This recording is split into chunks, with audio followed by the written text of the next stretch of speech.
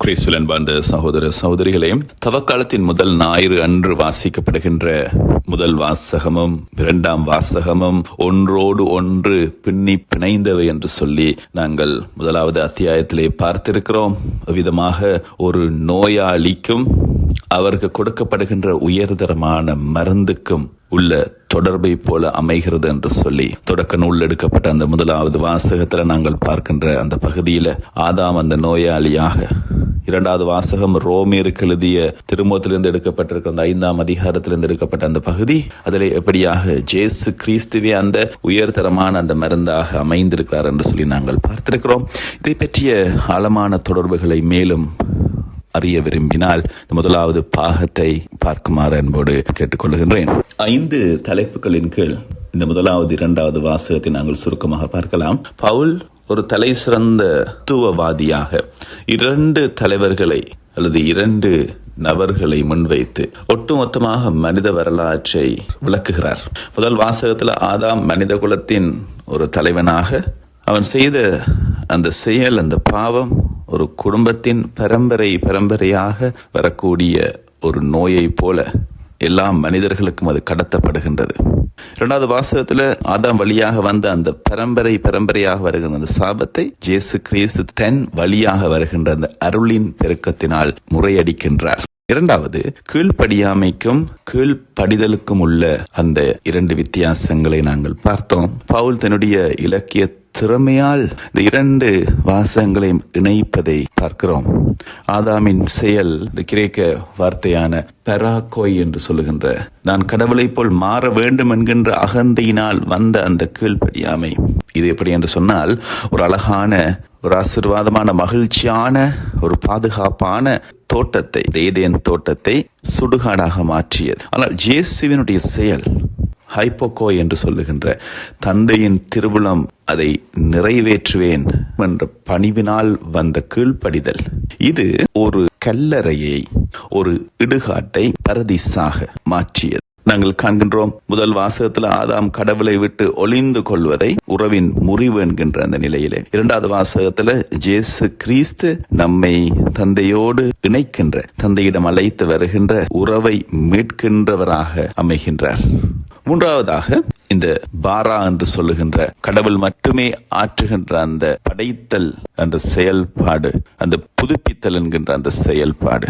முதலாவது வாசகத்துல கடவுள் மனிதனை படைத்தார், ஆனால் பாவம் அந்த படைப்பை சிதைத்தது. பவுலுடைய வாதம் எப்படி என்று சொன்னால், இரண்டாவது வாசகத்துல பவுல் கூறுவது போல, பாவம் செய்த போது மனிதன் அழிவுற்றான், ஆனால் இயேசு கிறிஸ்து ஒரு புதிய படைப்பை அவர் உருவாக்குகின்றார். அது வெறும் பழுது பார்க்கின்ற ஒரு காரியம் அல்ல, மாறாக ஒரு புதிய படைப்பாக, அது கடவுளால் மட்டும் ஆற்றக்கூடிய அந்த பாரா என்பது ஒரு புதிய படைப்பாக ஆற்றுவது. தாவீது 51வது சங்கீதத்தில் என்று பதிலுரை பாடல்ல பாடுவதை போல, ஒரு புதிய இதயத்தை எனக்குள்ளே படைத்திரளும் என்று பாடுவதை போல செய்கின்ற அந்த செயல். நான்காவதாக, அணை கடந்து பெருகிய அருள். பவுல் தன்னுடைய வாசகர்களிடம், ரோமையில் வாழ்ந்த அறிவு ஜீவிகளிடம் ஒரு தர்க்க ரீதியான கேள்வியை முன்வைக்கிறார். ஆதாமின் ஒரு பாவத்தால் இவ்வளவு சாவு வந்ததென்றால், கடவுளுடைய மகனுடைய கீழ்ப்படிதலால் ஒரு முழுமையான நிறைவான வாழ்வு இந்த மனுக்குலத்துக்கு தேடி வந்தது. அவை முதல் வாசகத்தினுடைய முடிவு தண்டனை, தீர்ப்பு, வெட்கம், வெளியேற்றப்படல். ஆனால் இரண்டாம் வாசகத்தினுடைய முடிவு அருங்கொடை, விடுதலை, தீர்ப்பு, வாழ்விற்கு திரும்பி வரல், புதிய படைப்பாக உயர்த்தப்படல், ஆட்சிக்கு மறுபடியும் வந்து சேரல்.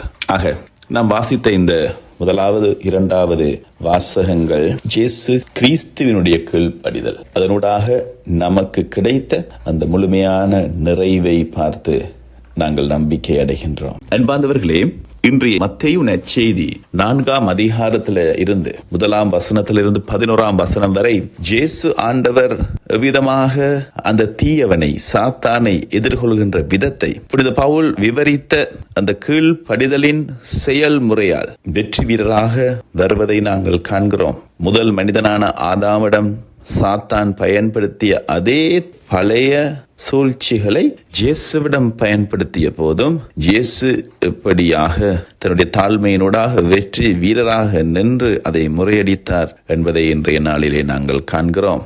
முதலாவது சோதனையாக சாத்தானுடைய விவாதம், தர்க்கம் என்னவென்று சொன்னால், நீ கடவுளின் மகன் என்றால், இங்கே சாத்தான் ஒரு வழக்கறிஞரை போல பேசுவதை நாங்கள் காணலாம். நீ ஒரு மகனாக இருந்தால் உனக்கு ஏன் இந்த பசி? உனக்கு இருக்கும் அதிகாரத்தை பயன்படுத்து. அதை பயன்படுத்தி நீயே உனக்கு தேவையானவற்றை படை.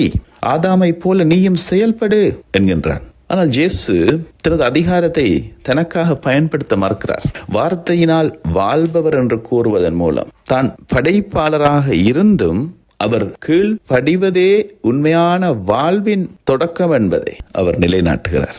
இரண்டாவது சோதனையில் வருகின்ற கடவுளை சோதிக்கின்ற அந்த தன்மை. சாத்தானுடைய தர்க்கம் என்னவென்றால், இந்த வேளையிலே சாத்தான் விவிலியத்தில் இருந்து திருப்பாடல்கள் 91 மேற்கோள் காட்டி பேசுகின்றான். கடவுள் உன்னை காப்பார் என்று எழுதியுள்ளதே, ஆகவே நீ கீழே குதித்து பார் என்கிறான். இது கடவுளின் அன்பை ஒரு பொருளாக அல்லது சோதனைக்குரிய ஒன்றாக பார்க்கிற ஒரு முயற்சி.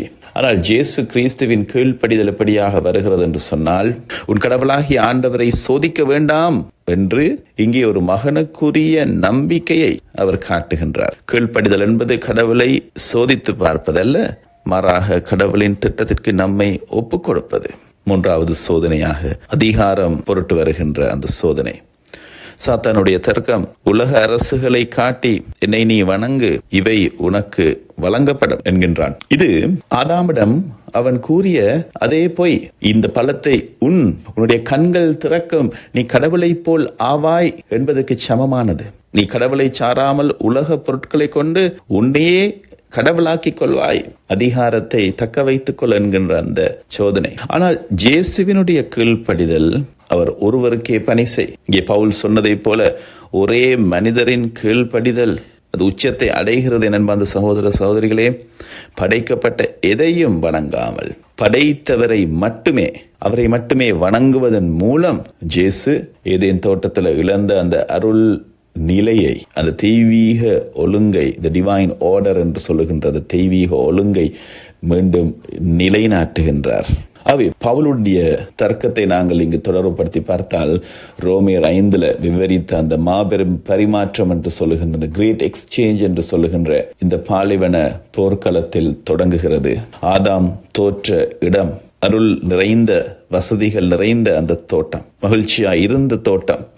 ஆனால் இயேசு வெற்றி அடைகின்ற இடம் வறண்ட பாலை நிலம்.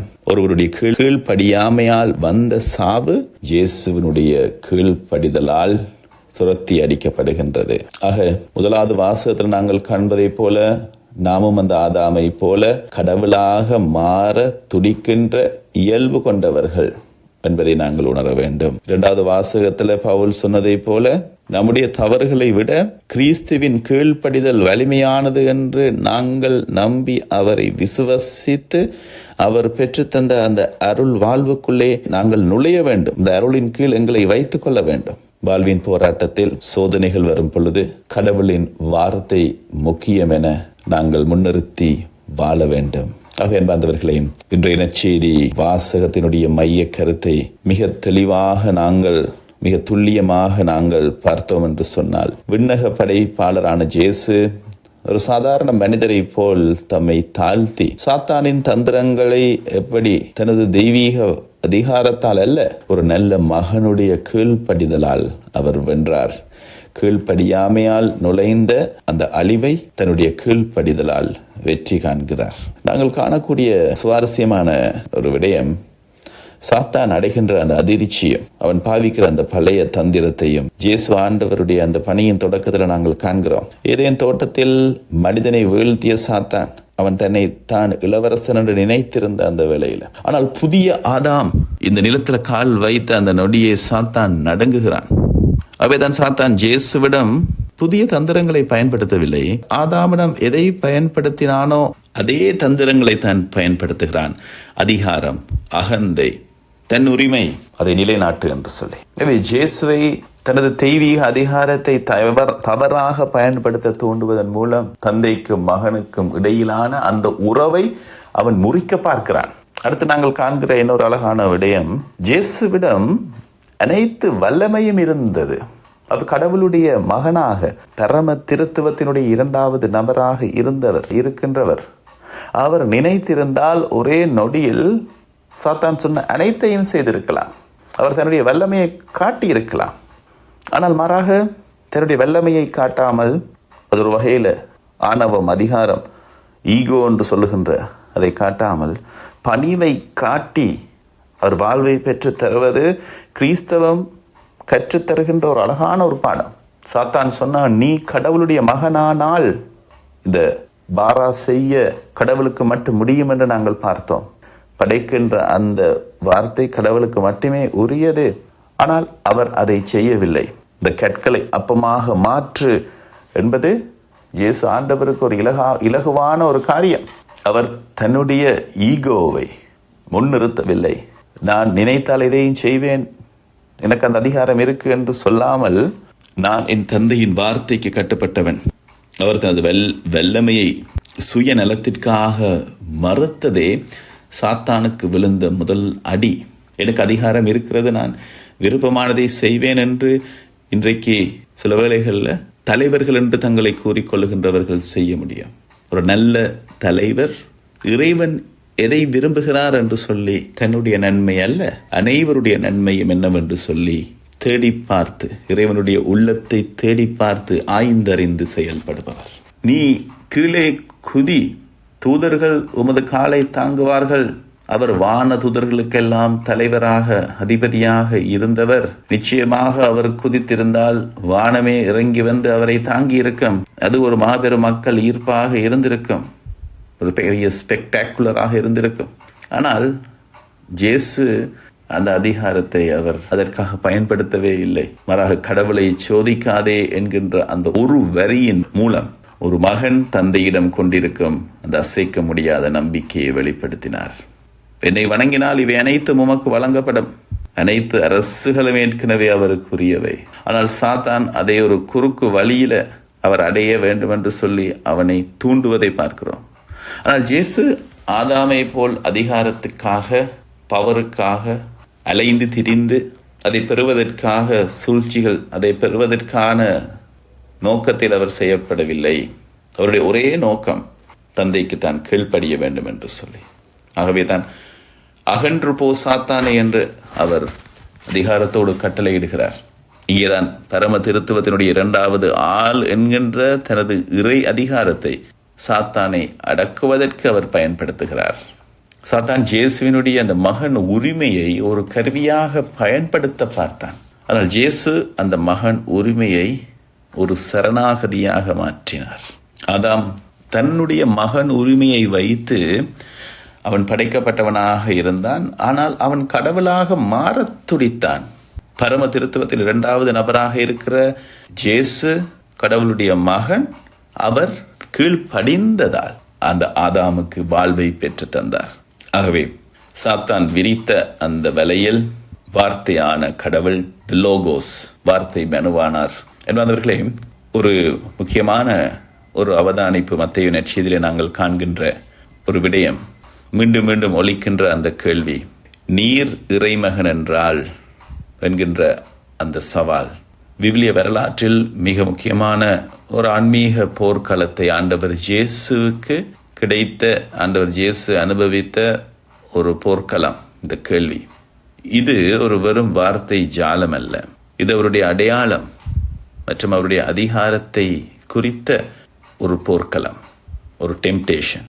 வாசகங்களின் பின்னணியில் முதல் ஆதாம், புதிய ஆதாம் இருவரையும் இணைத்து இந்த வார்த்தையை நாங்கள் பகுப்பாய்வு செய்தோம் என்று சொன்னால், சாத்தானுடைய விடா கண்டன் அணுகுமுறை, இந்த கேள்வியை மறுபடியும் மறுபடியும் அவன் கேட்டுக்கொண்டே இருப்பான். நீர் இறைமகன் என்றால் இயேசுவிடம் அவன் நடத்துகின்ற ஒரு போர். அவன் இயேசுவினுடைய இறை தன்மையை சந்தேகப்படவில்லை. ஏனென்றால் அவனுக்கு தெரியும், மாறாக இயேசு அந்த தன்மையை எப்படி பயன்படுத்த போகிறார் என்பதை அவன் குறிவைக்கிறான். பாலைவனத்தில் நீர் இறைமகன் என்றால் இந்த கற்களை அப்பமாக மாற்றும்படி கட்டளையிடும். அதாவது உமது தேவைகளை தீர்க்க உம்முடைய அதிகாரத்தை, அந்த இறை தன்மையை பயன்படுத்தும் என்பது அவனுடைய வாதம். அதே கேள்வி சிலுவையில் இயேசு ஆண்டவர் தொங்கிக் கொண்டிருந்த தருணத்தில் மத்தேயு நற்செய்தி 27:40 நாங்கள் பார்ப்பது அதே பழைய தந்திரம். நீர் இறைமகன் என்றால் சிலுவையிலிருந்து இறங்கி வா, உன்னை காத்துக்கொள்ள உனது அதிகாரத்தை பயன்படுத்து, அப்பொழுது இந்த உலகம் உன்னை ஏற்கும். அவர்களை சாத்தான் இயேசுவை தனது ஈகோ, தன்னுடைய சுயநலத்தை, செல்ஃப் இன்ட்ரெஸ்ட், அதை நோக்கி இழுக்க பார்ப்பது. இயேசு ஆண்டவர் மகனாக தந்தைக்கு கீழ்ப்படிவதை விட ஒரு கடவுளாக தனித்து நின்று ஒரு மகனாக தந்தைக்கு கீழ்ப்படிய தேவையில்லை. மாறாக நீர் கடவுளுடைய மகன், ஆகவே தனித்து நின்று செயல்படும், உம்முடைய அதிகாரத்தை காட்டும், நீர் யார் என்று காட்டும். வந்தவர்கள் முதல் வாசகத்தில் ஆதாம் ஒரு மகனாக இருந்தார். லூக்கா நற்செய்தி 3:38 நாங்கள் காண்பதைப் போல அவருக்குள்ளே ஒரு தீராத தாகம் இருந்தது. நான் பாரா செய்கின்ற படைக்கின்றவராக மாற வேண்டும் என்று சொல்லி. அதனால ஆதாம் அடைந்த தோல்வி, அவர் படைக்கப்பட்ட ஒரு மகனாக இருப்பதில் திருப்தி அடையவில்லை. அவன் தனது எல்லையை தாண்டி படைப்பாளரின் ஆசனத்தில் அமர துடித்தான். தனது விருப்பமே மேலானது என எண்ணினான். ஆதாம் தனது மகன் உரிமையை பயன்படுத்தி கடவுளாக மாற முயன்றான். அதனால் அவன் அனுபவித்த அந்த விளைவு, அந்த மகன் உரிமையை இழந்து அடிமையாகி மண்ணோடு மண்ணாகின்ற நிலை. இயேசு மனிதனாக தன்னை தாழ்த்தியவர். பரம திருத்துவத்தின் 2வது ஆளாகிய லோகோஸ், நித்தியத்திற்கும் இருந்தவர், பரம திருத்துவத்தின் 2வது ஆளாக இருந்தவர், இருக்கின்றவர், இருக்க போகின்றவர். அவர் காட்டுகின்ற வழி ஆதாம் எடுத்த அந்த பாதைக்கு, அந்த வழிக்கு முற்றிலும் எதிரானது. அகந்தை இல்லாத அதிகாரம். இயேசுவிடம் சகல வல்லமையும் இருந்தது. பசியால் வாடும் பொழுது கற்களை அப்பமாக மாற்ற அவருக்கு ஒரு நொடி போதுமாக இருந்தது. ஆனால் அவர் அதை செய்யவில்லை. ஏன் என்றால் அவர் தனது மகன் உரிமையை, தன்னுடைய பசியை தீர்க்க பயன்படுத்த விரும்பவில்லை. தாழ்மை என்கின்ற ஆயுதம் மானிட மகன் தொண்டு ஏற்பதற்காக அல்ல, தொண்டு செய்யப்படுவதற்காக அல்ல, மாறாக தொண்டு செய்வதற்கே வந்தார் என்று அவர் தன்னுடைய இறை தன்மையை ஒரு கவசமாகவோ அல்லது ஒரு மேஜிக் கருவியாகவோ பயன்படுத்தாமல் அவர் ஒரு மனிதனாக, ஒரு மகனாக தந்தையின் விருப்பத்திற்கு உட்பட்டார். ஆகவே சிலுவையில் இயேசு அடைந்த அந்த உச்சக்கட்ட சோதனை பாலைவன சோதனையை விட கொடுமையானது. அந்த மரத்தின் கனியை உண்டு கடவுளாக சாகா வரமடைய முயன்ற ஆதாம் ஒரு பக்கம், இயேசு சிலுவை மரத்தில் தொங்கி சாவை ஏற்றுக்கொண்ட அவர், நீர் இறைமகன் என்றால் கீழே குதியும் என்று உலகம் கூச்சலிட்ட பொழுது அவர் குதிக்கவில்லை. அவர் சிலுவையில் தொங்குவது தந்தையினுடைய திருவுளம் என்றால் அந்த திருவுளத்திற்கு ஒரு மகனாக கீழ்ப்படிவதே உண்மையான இறை மகனுடைய தன்மை என்பதை அவர் நிரூபித்தார். ஏனென்றால் பலி செலுத்த வேண்டி இருந்தது. அவர் இரத்தம் சிந்தும் பொழுதுதான் அந்த விலையை கொடுக்க முடியும் என்று சொல்லி முழு மனித குலத்தையும் அருள் வாழ்விற்கு அழைத்து வர அந்த இரத்தம் செலுத்தப்பட வேண்டியிருந்தது. ஆகவே இறுதியாக அன்பார்ந்தவர்களே, இயேசு ஆண்டவருடைய அந்த கீழ்ப்படிதலால் வாழ்வை பெற்றுக்கொண்ட நாங்கள், அந்த வாழ்வின் பங்காளிகளாக நாங்கள் இயேசு ஆண்டவரோடு இறுக்கமாக நாங்கள் பயணிப்போம். அவர் பெற்றுத்தந்த அந்த அருள் வாழ்விலே நாங்கள் என்றும் நிலைத்திருப்போம். இந்த அருளின் காலமான தவக்காலம் உங்கள் அனைவருக்கும் தொடர்ந்து ஆசீர்வாதத்தை தருகின்ற நாட்களாக அமைய வேண்டும் என்று சொல்லி நான் ஆசிக்கின்றேன். ஆமேன், ஆமேன்.